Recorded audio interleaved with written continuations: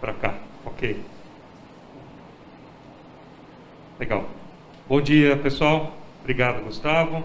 Obrigado aos colegas que eu conheço aqui, que eu posso nominar, não são muitos. Bárbara, Renê, Murilo, mais para trás, para ficar todo mundo aparecer. Francisco Beduschi, Gustavo, obrigado pelo convite. É bom receber,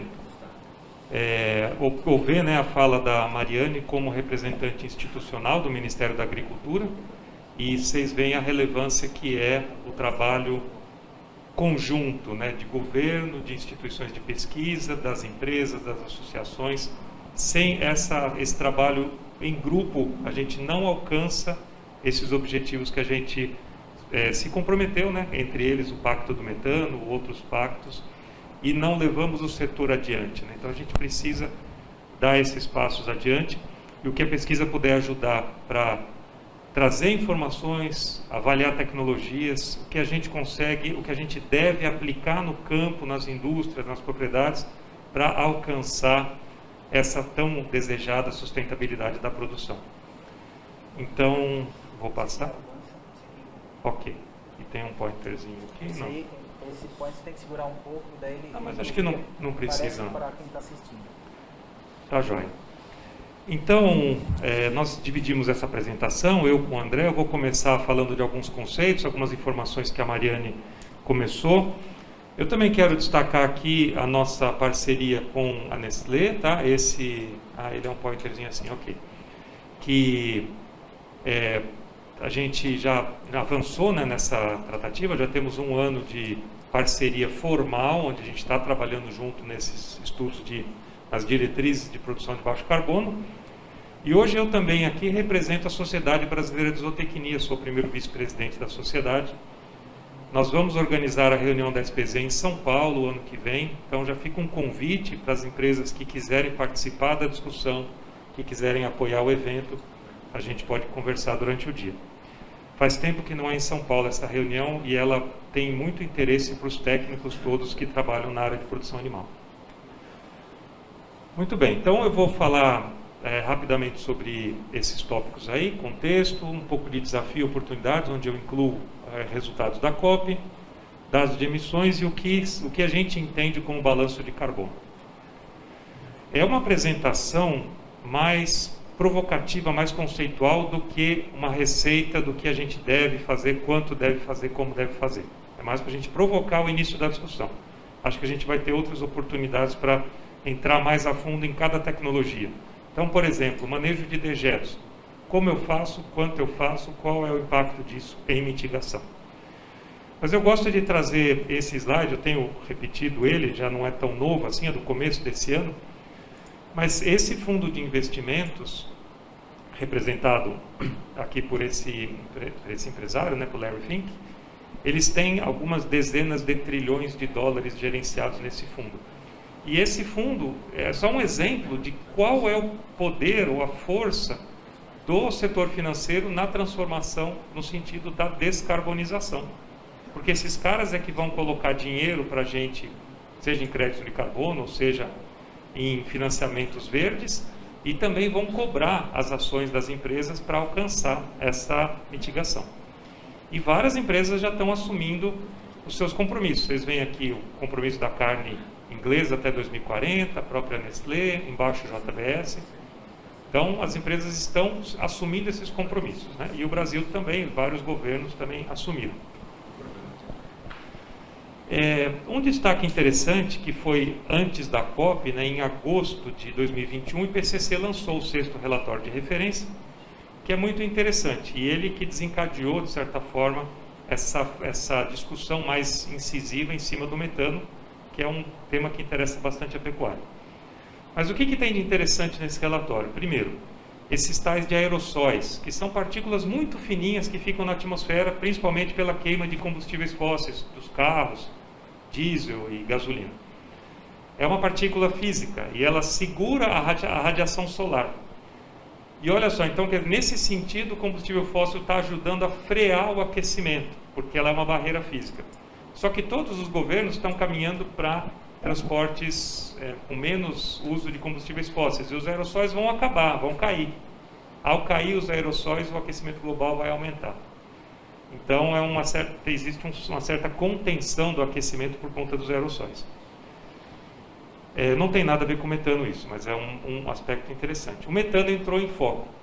O metano entrou em foco não pela pecuária, mas por conta desse descongelamento do permafrost. O permafrost é uma camada de solo orgânica, não muito funda, melhor dizendo, talvez em alguns lugares seja funda, alguns metros de profundidade, principalmente na região norte, Sibéria, Alasca, os países nórdicos ali. E com o aquecimento global, esse permafrost está derretendo. E como ele é rico em matéria orgânica, umidade, matéria orgânica, calor, produz fermentação, produz um monte de metano.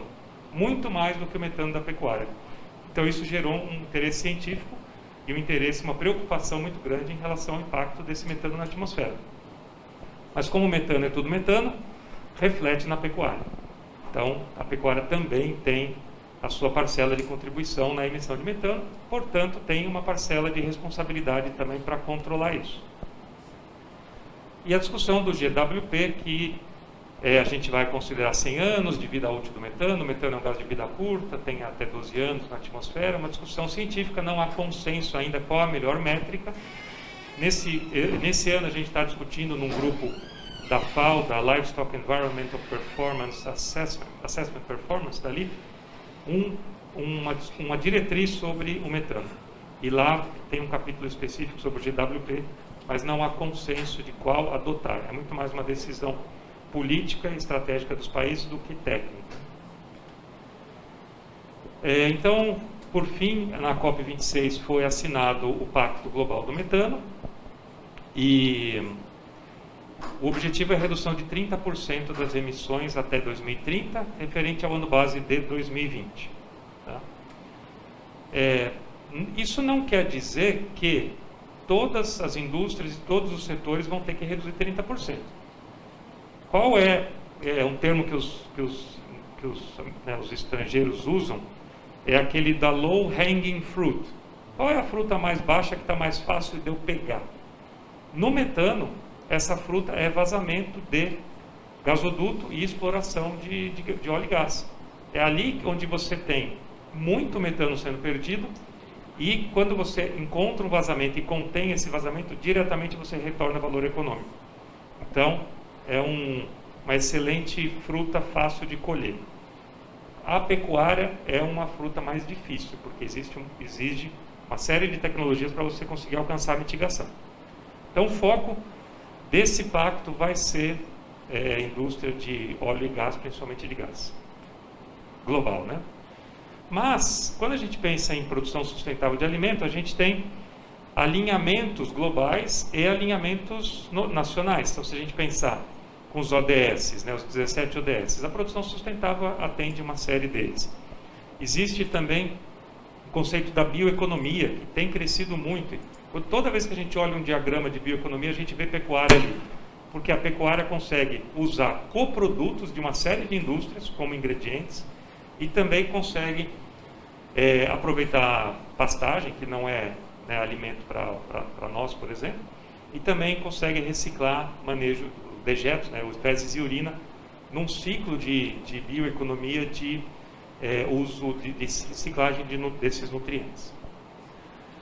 A gente não pode menosprezar o impacto dos, chamo de sucedâneos, mas enfim, dos plant-based ou proteínas alternativas. Essa é uma tendência que veio para ficar e ela vai pegar uma parte do mercado. Tem gente que quer isso, tem consumidores que querem isso. Então, eu particularmente acredito muito na coexistência. A tecnologia vai melhorar. Hoje pode ser que o hambúrguer não tenha uma cara boa, um gosto bom, mas já evoluiu muito, dos últimos anos. E o leite também. A gente pensar, leite sintético é uma coisa difícil de entender, mas tem consumidor que vai querer. Por que eu acredito na coexistência? Alguém vai conseguir fazer queijo da canastra com leite sintético? Cadê o terroir desse leite sintético? Não existe. Então, isso não vai substituir o leite natural. Eu usei o leite da canastra, mas pode ser o queijo serrano de Santa Catarina, o meia cura e assim vai. Existe muita riqueza no leite para você sintetizar. Tá? Mas a tecnologia vai evoluir. A FAO tem discutido em vários grupos o assunto de descarbonização. E foi constituído esse ano um grupo específico para tratar de leite baixo carbono, né? Então, qual é a trajetória para um leite de baixo carbono? Tem uma série de instituições envolvidas e a Embrapa também tem participado dessa discussão. Importante destacar aqui a Global Dairy Platform, a International Dairy Federation, que acho que representam principalmente vocês aqui. A própria FAO também, nesse documento de 2019, que teve contribuição de dois brasileiros, aliás, duas brasileiras que trabalharam nesse relatório da LIP, dizendo que os solos tropicais, né, principalmente, são o maior sumidouro terrestre de carbono. Isso impacta a pecuária que é feita a pasto. A pecuária que é feita mais confinada, talvez não tenha esse benefício, mas foi posto pela própria FAO. Então, às vezes a gente tem documentos que alertam, né, para a emissão grande que a pecuária tem, mas também destacam o potencial de redução da Embrapa, da pecuária fazer parte do problema e também parte da solução. Avançando aqui, eu quero destacar esse gráfico. Eu sei que ele está pequeno, mas ele mostra, não sei se dá para ver muito bem, mas tem um círculo vermelhinho aqui. Ele está mostrando a contribuição do metano. Ó. O metano é essa faixa azul clarinha aqui, ó. Então, quer dizer, é a última informação que a gente tem formal, né, do IPCC, a última estatística global relatório de 2014, e ali está dizendo 16% das emissões globais são de metano. Então, o que chama muita atenção é o laranja e o amarelo ali, que é o CO2 de combustíveis fósseis e de mudança de uso da terra. Tá? Então, o metano não é o principal gás de efeito estufa do mundo, mas a gente tem uma responsabilidade para gerenciar a sua emissão também. Da mesma forma, o Brasil não é o maior emissor do mundo, né? De novo, eu sei que está difícil de ler, mas eu vou dizer. O quadradinho, 1/4 ali dessa bola azul clara é a China. Então, só a China emite 25% das emissões globais. Depois ali, em verdinho, nós temos os Estados Unidos, laranja a União Europeia e depois Índia. Quer dizer, China, Estados Unidos e a União Europeia juntos equivale a 50% das emissões do mundo. Tudo bem, a União Europeia são vários países. Se você dividir cada paísinho, diminui a importância. Mas como bloco, é um bloco importante. E o Brasil é aquela faixinha azul ali no canto, com aproximadamente 3% das emissões. Então, esse é o número que eu quero chamar a atenção. Essa é a estatística, de novo, a última oficial do relatório do inventário de 2020, e cujo ano base é 2016. A gente sempre tem um delay nos inventários. Esse é o relatório que a Mariane comentou, que está disponível em inglês e português na página do Ministério, já foi informado para o NFCCC no fim de 2020. Então, quer dizer, em 2016, o Brasil emitiu 2,97% de todas as emissões do mundo, sendo que 1/3 disso veio da agricultura, da agropecuária, de toda a agropecuária brasileira, que é aquele 0,99% em amarelo. Então, quer dizer, tudo que a gente faz em agricultura, pecuária no Brasil, equivale a 1% das emissões do mundo. Tem gente que acha esse número alto, tem gente que acha esse número baixo, mas o número é esse, é 1%. Então, é aí que a gente vai trabalhar. As ações que a gente tiver de descarbonização vão interferir, vão contribuir para essa parcela aí.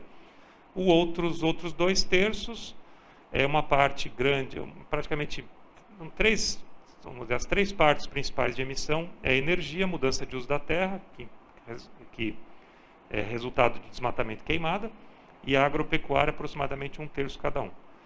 Isso está escrito, então, aqui nesses relatórios periódicos do MCTI, disponíveis na internet, e esse é o gráfico que eu queria, então, mostrar. Ó, 33%, o amarelinho ali, é agricultura, isso lembrando o ano base de 2016, tá? 29% energia e 27% mudança de uso da terra. Se a gente pensar no ano, o ano passado, vamos pensar esse ano, a gente tem visto estatísticas de desmatamento crescentes, a confirmar, mas parece que é uma tendência. Então a fatia verde vai aumentar a emissão. Energia, a gente teve risco de apagão, a crise hídrica, uma seca muito forte esse ano. Todas as termoelétricas brasileiras estavam a 100% de capacidade. Isso vai aumentar a faixa azul da energia. Então é muito flutuante a contribuição de cada setor no país. É o que a gente vê nesse gráfico histórico aqui. Tá? Mas provavelmente para o próximo inventário, que deve ter o ano base de 2020, essa proporção vai ser diferente. Se a gente olhar aqui no canto à direita, tem o quanto a agropecuária aumentou de emissão entre 2010 e 2016. Aqui, ó, 6,3%. Então, em 6 anos, né, que foram os intervalos entre os dois inventários, a agropecuária aumentou 6%, os outros setores aumentaram de forma diferente. E provavelmente energia e mudança de uso da terra vai aumentar bastante. No gráfico da esquerda, esse mais cinza azulado, a gente vê a contribuição do metano para o Brasil. Então, o principal gás emitido no Brasil em 2016 foi o CO2, com 59,5%, e o segundo, o metano, com 27,7%. Então, de novo, não é o principal gás emitido no Brasil, porém, como a nossa pecuária é muito forte, muito pujante, muita cabeça, né, muito rebanho, tem uma contribuição alta. Tá? 90% desses 27%, ou melhor, 75% desses 27% vem especificamente do metano entérico, que é a fermentação ruminal de bovinos, principalmente, que é o nosso maior rebanho. Caprinos, ovinos, bubalinos também emitem, tá? Mas tem menos população. Esse ano, o mapa, a equipe da Mariane organizou essa coletânea, né, de fatores de emissão, estão disponíveis lá no site do Ministério da Agricultura. Depois eu posso passar o site para quem quer conhecer um pouco mais dos fatores de emissão de agricultura e de pecuária.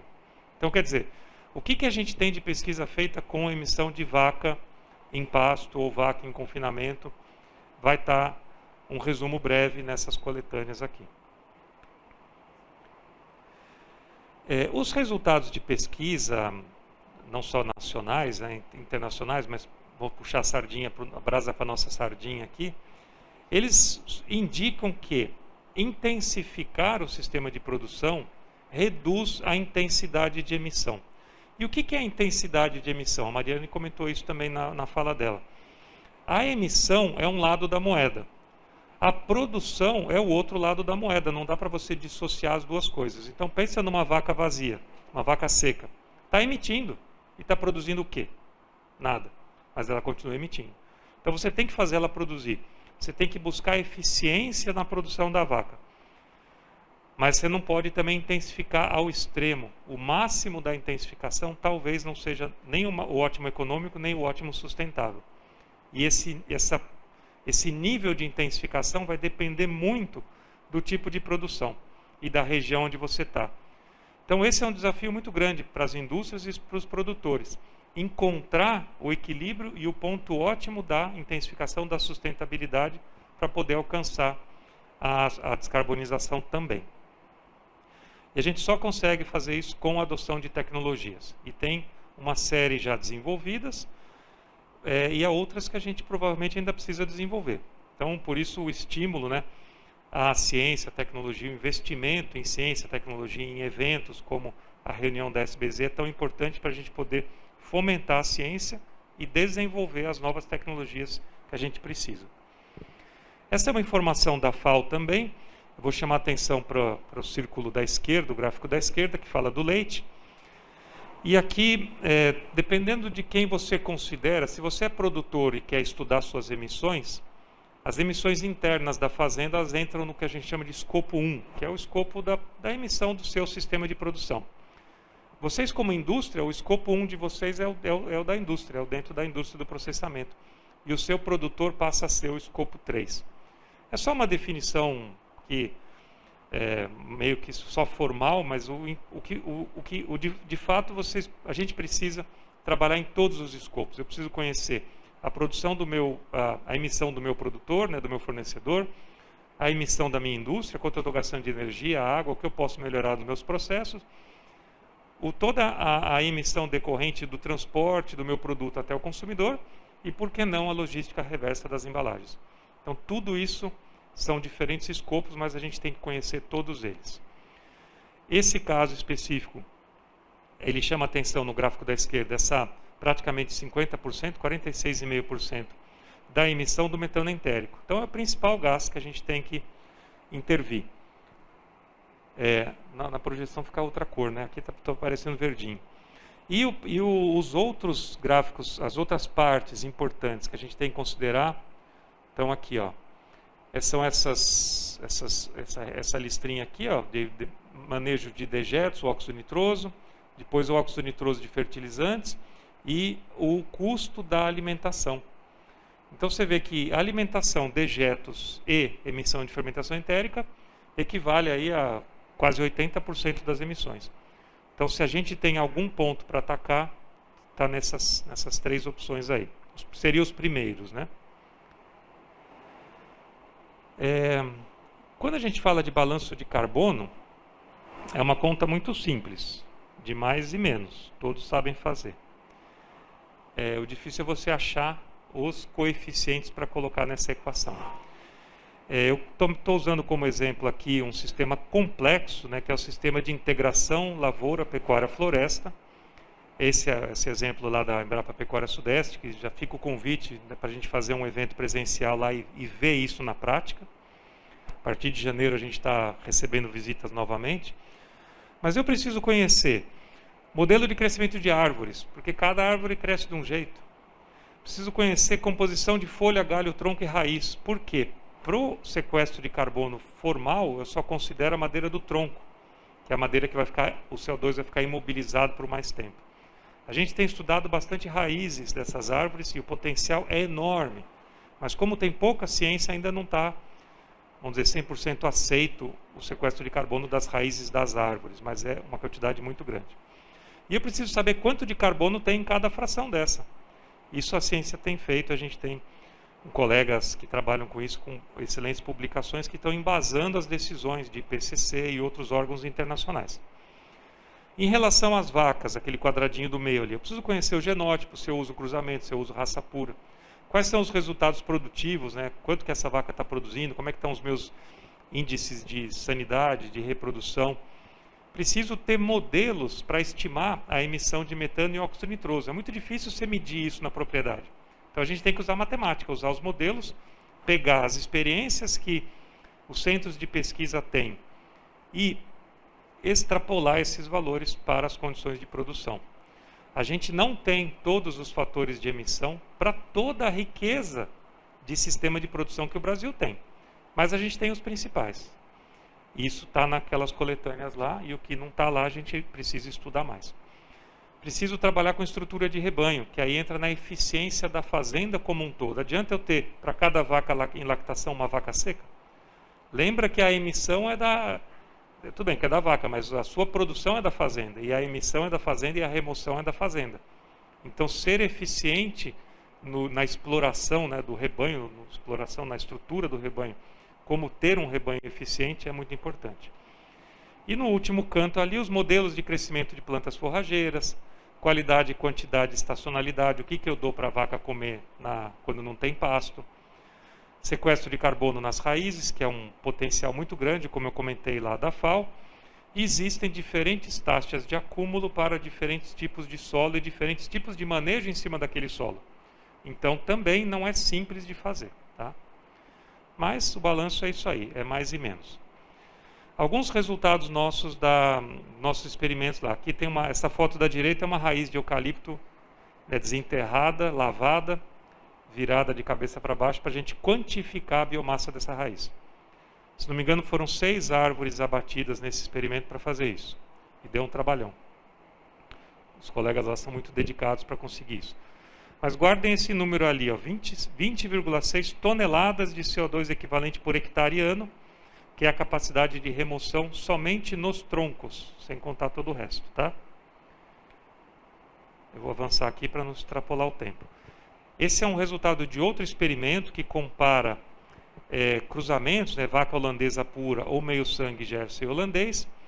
E eu vou chamar atenção para a barrinha verde ali, que é a intensidade de emissão, que é gramas de metano. Aqui não é CO2 equivalente inteiro, é só gramas de metano por leite corrigido para gordura. E foi significativamente menor a emissão do cruzamento. Esse é o resultado de uma pesquisa, mas a gente pode extrapolar e explorar outros cruzamentos, outros sistemas de produção, mas foi um resultado interessante. Então, por quilo de leite produzido, essas vacas cruzadas emitiram menos. E o mesmo experimento, comparando intensificação, diz que, se a gente pegar a barra amarela, por exemplo, a emissão de metano por hectare aumentou muito mais do que a outra. Mas é lógico, eu tenho muito mais vacas. Então, a intensificação faz com que o sistema emita mais. Às vezes pode emitir o dobro. Talvez aqui esteja emitindo o triplo, vai de 255 para 400, lá, uma vez e meia a mais. Só que está produzindo 3, 4 vezes quilos de leite a mais. Então esse que é o pulo. Custa mais, a intensificação custa, emite mais, mas produz proporcionalmente mais. Então você tem o efeito da diluição das emissões. Tá? É importante também comentar sobre os estoques de carbono. Aqui eu vou chamar a atenção só para a segunda coluna ali, que é LFS, que é só floresta e pecuária. É um silvopastoril, vamos dizer assim. Então, olha a capacidade de sequestro de carbono no solo só aqui, tá? E então você consegue, depois de 10 anos, aqui são 8 anos de sistema de produção, ter mais carbono do que a floresta original. Mas, por favor, não vamos esquecer que a parte aérea é incompensável. Se você desmatou, você não consegue compensar tudo aquilo que você emitiu. Mas se você tem uma pastagem degradada, que é o extensivo aqui, e você usa tecnologias para melhorar essa produção do pasto, o seu sequestro de carbono é muito alto. Então é como você partir do EXT ali, o extensivo, para o intensivo à direita ali, você vê que vai de 121 toneladas de carbono por hectare para 173 em 8 anos. Então é uma taxa de acúmulo bem significativa, tudo isso entra na conta do balanço, tá? Estou usando esse exemplo de estoque de carbono em solo, com pastagem bem manejada, para a gente lembrar dos sistemas que usam pasto, né? Muito interessante o acúmulo de carbono na profundidade. Se a gente for até 40 centímetros de profundidade, é mais marcante o acúmulo de carbono das plantas forrageiras, né, da pastagem que está aqui. Quando você vai abaixo de 40 centímetros, até 1 metro, a raiz da árvore é que entra na contribuição do carbono do solo. Então, o perfil, né, de remoção de carbono ao longo de 1 metro é diferente, e quando você tem esses sistemas mais complexos, mais diversos, né, de árvore e pasto, você consegue explorar esse acúmulo também ao longo do perfil do solo. Esse é um resultado de balanço de carbono para gado de corte, mas eu trago aqui só como inspiração para a gente... Você está marcando o tempo aí, André? Acabou meu tempo ou não? Eu vou passar rápido aqui, só para não passar, não, ainda tem 3 minutos. Mas é para a gente se inspirar. Então, o que eu trouxe aqui marcado nesses quadrados vermelhos são os balanços de carbono dos sistemas que têm árvores, que são o balanço mais para o lado positivo do sequestro. Então, o IPF, que é o silvopastoril, e o ILPF, que é o agro-silvopastoril. E os dois ali, se a gente pegar uma média grosseira, tem uma capacidade excedente de 20 toneladas de CO2 equivalente por hectare ano. Então, isso vai além da neutralidade para esses sistemas. Só que a taxa de lotação também não é grande coisa. Quer dizer, é bem maior do que a média, mas 2,73 e 2,57 média do ano. Tá? Então, em sistemas de pastejo intensivo com vaca, a gente tem lotações bem maiores que isso, bem mais intensivos. A emissão é bem maior. Então, a capacidade, o potencial de neutralização com essas árvores talvez não seja suficiente. A gente tem que aumentar o número de árvores. Aqui, aproximadamente, começou com 333 árvores, depois foi para metade, e hoje está com metade da metade, aproximadamente 80 árvores a gente tem por hectare lá nesse sistema. já foi colhida uma parte. Mas é para a gente se inspirar. O balanço de carbono é possível neutralizar e é possível, inclusive, remover. Esse sistema está removendo carbono para o vizinho dele que não tem árvores, por exemplo. A apresentação depois fica disponível para vocês. Se vocês quiserem voltar nos gráficos para enxergar, desculpa se está pequeno, a gente volta a discutir.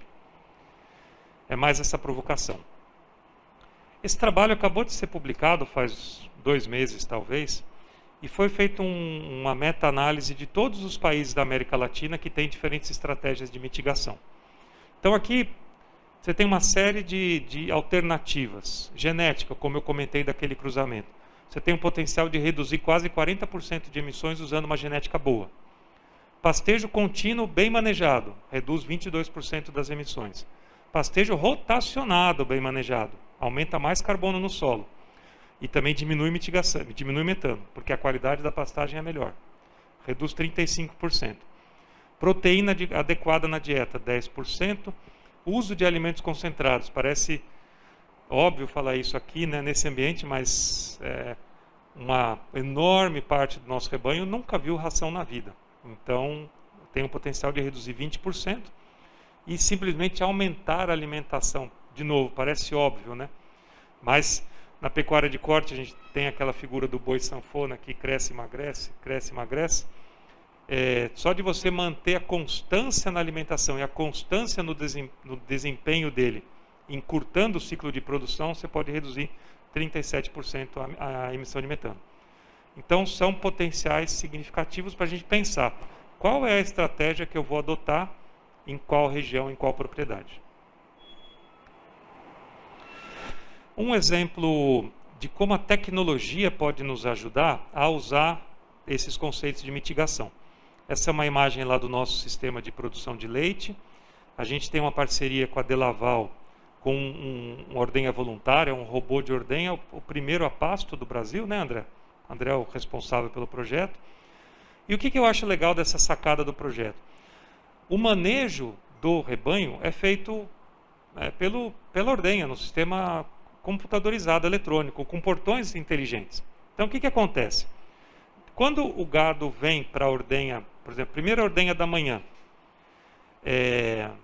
ele vem para a ordenha do robô, o portão direciona esse rebanho para o sistema silvipastoril, porque é quente, ele vai pastejar durante o dia, ele tem que ter o benefício da sombra.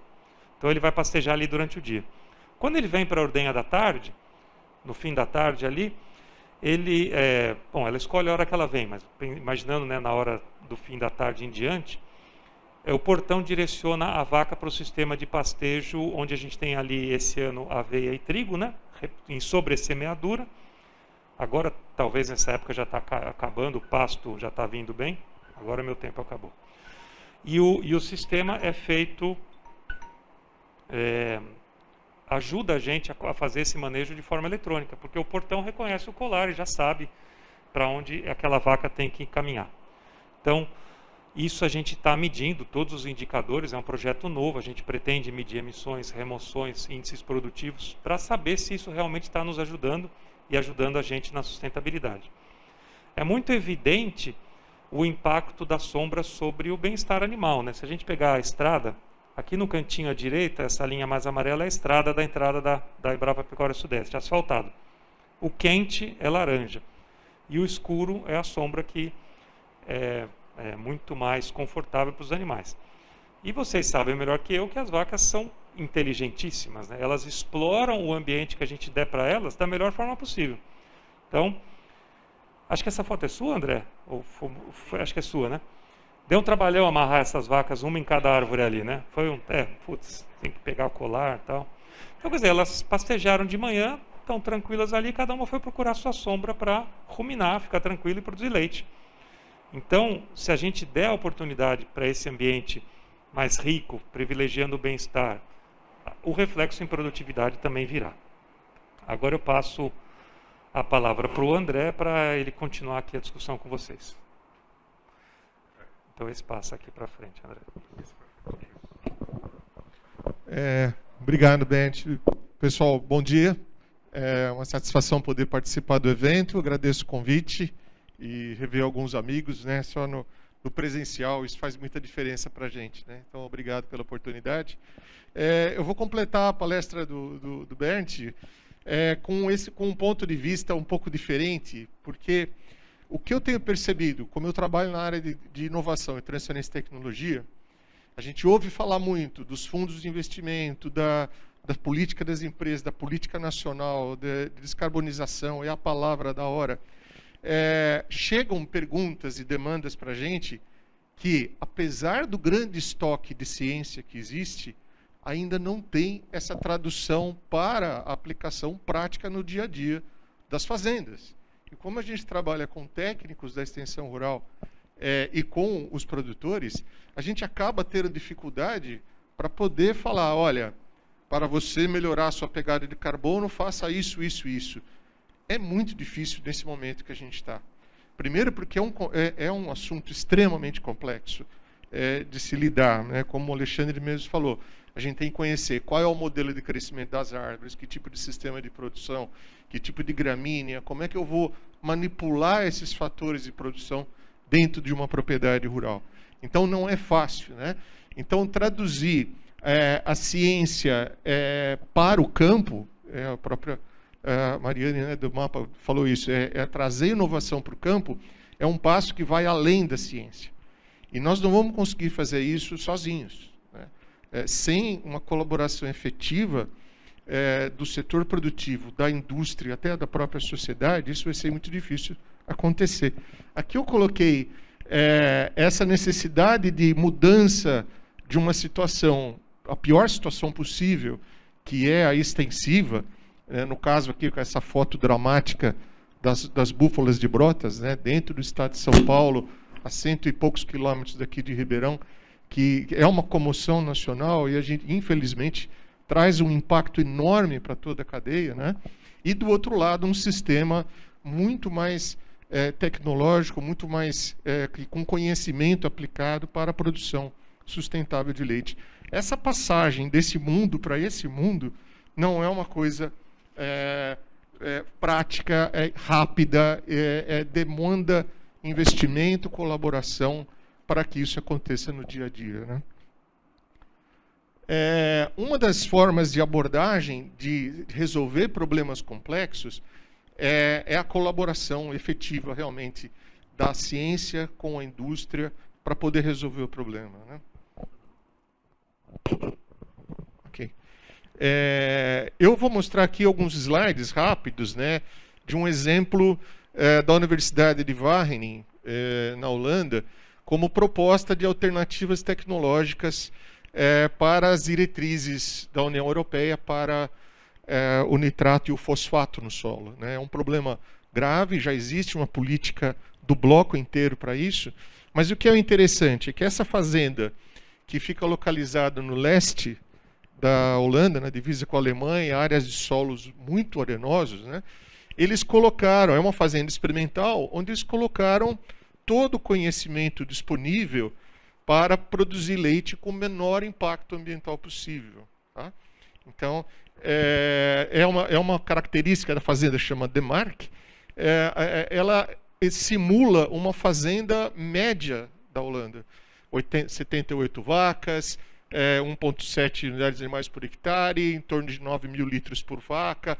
Ela é muito característica do que se produz e como se produz leite na Holanda, né? E a área aproximada de 25, 30 hectares, que é basicamente aquilo que a gente vê na Holanda inteira, né? É um sistema de confinamento total, silagem de milho, silagem de pressecada de aveia, polpa de laranja do Brasil, farelo de soja do Brasil, e todo complexo. Fazem biodigestão dos nutrientes, mas o que é interessante nessa fazenda, na verdade, é que ela consegue produzir basicamente a mesma quantidade de leite por hectare, usando uma quantidade 7 vezes menor de adubo químico, né? E com 3 vezes menos uso de concentrado. Ou seja, para conseguir um resultado tão expressivo assim, de manter o sistema de produção com alta produtividade, com baixo impacto ambiental, não foi uma tarefa simples. E como é que eles conseguiram isso? É aplicando um controle rigoroso de nutrientes no solo e na água, fazendo reciclagem de resíduos, tem toda a questão do ajuste da dieta, adubação líquida e sólida diferenciada, estrutura de rebanho, né, importantíssimo nessa questão que o próprio Alexandre falou, você diminuir ao máximo o número de animais que emitem sem produzir leite, né? E agricultura de precisão, eles têm um robô também, robô de ordenha, nutrição de precisão, ou seja, é mais ou menos a mesma história do carbono. Não é uma tecnologia isolada que vai resolver o problema do produtor. Ou você encara o sistema como um todo e entende como manipular os fatores a cada situação específica, ou não vamos sair do lugar. Não adianta vir com receita de bolo, olha, coloca esse aditivo na ração que vai resolver o problema de todo mundo, porque não vai. Então o caso é mais complexo, né? E o que é importante acontecer na conclusão desse caso é que é possível você ser sustentável, econômico, manter a alta produtividade animal e alta produtividade vegetal, quando você usa essa abordagem sistêmica, né? E de aplicação gradativa de tecnologias de diferentes emissões. Daí a importância da gente falar do leite baixo carbono. É você sair de um patamar atual, que a gente nem sabe direito quanto para poder ir reduzindo caso a caso, propriedade por propriedade, no ritmo do produtor, e cada um vai ter a sua própria trajetória tecnológica, né? Mas, com certeza, vai depender muito disso daqui, né? De capacitação de técnicos e produtores de leite para poder entender e aplicar a melhor solução para cada caso. Não é uma tarefa simples, como já foi falado, né? Na mesma linha, né, de trabalho conjunto, esse é um trabalho muito interessante também que nós visitamos no norte da Holanda, no Friesland, né, que é da grande redução observada pela universidade do número de pássaros do campo, né, que existiam naquela região. Foi drasticamente afetado pelo sistema intensivo de produção de leite deles naquela região. Bom, normalmente o que se fala, a ciência é culpada por estar indicando isso? Não, nós temos que ser parceiro para resolver o problema. A gente pode apontar, olha, a população está caindo, o que pode ser feito dentro dessa colaboração, né? E, basicamente, o que foi proposto foi isso, pequenas mudanças no sistema de produção, como, por exemplo, a distribuição de esterco até o dia 1º de abril, você reservar pequenas áreas de reserva, não colher todo o azevém e manter alguma coisa próxima aos riachos, uma pequena faixa ali de reserva, alguns locais que os pássaros possam fazer ninhos, né? Ou seja, não é nada de grandes transformações no sistema de produção. Mas isso foi aplicado de uma forma sistemática, quantificada, medida, havia contagem de ninho, contagem de ovos. Olha, o produtor conseguiu melhorar com essas práticas de manejo o número de ninhos que ele tem, ele era remunerado por isso, né? Vocês percebem que é a colaboração da ciência com a indústria que remunera melhor, com o próprio poder público, com as ONGs que trabalham para que isso se torne realidade. Não seja só um apontamento da academia, mas que isso aconteça no dia a dia das propriedades.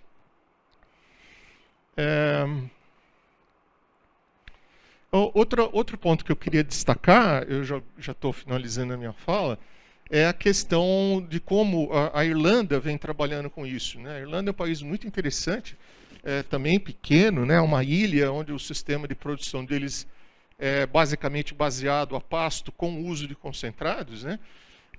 Chama-se Origin Green, é uma estratégia do Irish Food Board, muito interessante, onde a meta deles é ter 100% das exportações todas vindas da Origin Green. Já são 55 mil fazendas e 300 empresas do setor lácteo para resolver essa questão. Basicamente, a ideia é, se produzir de uma forma sustentável, se processar esse alimento de uma forma sustentável, e isso é uma política do governo. Isso é uma política que participam todo o pessoal das universidades, da ciência, do Instituto de Pesquisa, as associações dos produtores e a indústria. Se a gente não tem esse tipo de abordagem, dificilmente a gente vai chegar a algum lugar. Não vai ser possível a gente trabalhar isoladamente, sem ter uma coordenação, sem falar a mesma língua. E é isso que a gente pretende fazer, a Embrapa ajudar as empresas, ajudar o setor produtivo, coordenando esse processo de monitoramento, acompanhamento, da gente falar a mesma língua, escolher as mesmas ferramentas, de modo que qualquer empresa, quando fale, olha, eu saí de determinado ponto de emissão para outro ponto, eu consiga estar falando a mesma coisa, usando as mesmas ferramentas, e que isso seja padrão para a maior parte das nossas situações, seja ela uma pequena indústria ou uma grande indústria. E, logicamente, a Embrapa, quando a gente fala da Embrapa, eu falo em nome da Embrapa Pecuária Sudeste, da Embrapa Gado de Leite, lá de Juiz de Fora, da Embrapa Meio Ambiente, da Embrapa Informática, que tem profissionais que trabalham nessa área, tá bem? Então, para concluir os comentários finais, aproveitando já para concluir a parte do Alexandre também, né? A neutralidade é um desafio global e exige um esforço proporcional a isso. Financiamentos verdes, investimentos e o PSA devem potencializar a adoção de sistemas de baixo carbono. Existe uma grande oportunidade para sistemas integrados, né, principalmente o IPF e a LPF, e dos aditivos, uma vez que a remoção do carbono do solo até certo ponto é limitada. Normalmente usa suplementos ou ração total, e o leite carbono neutro está crescendo globalmente. Então é uma tendência muito forte quando a gente imagina qual é o consumidor do futuro e como é o sistema de produção do futuro.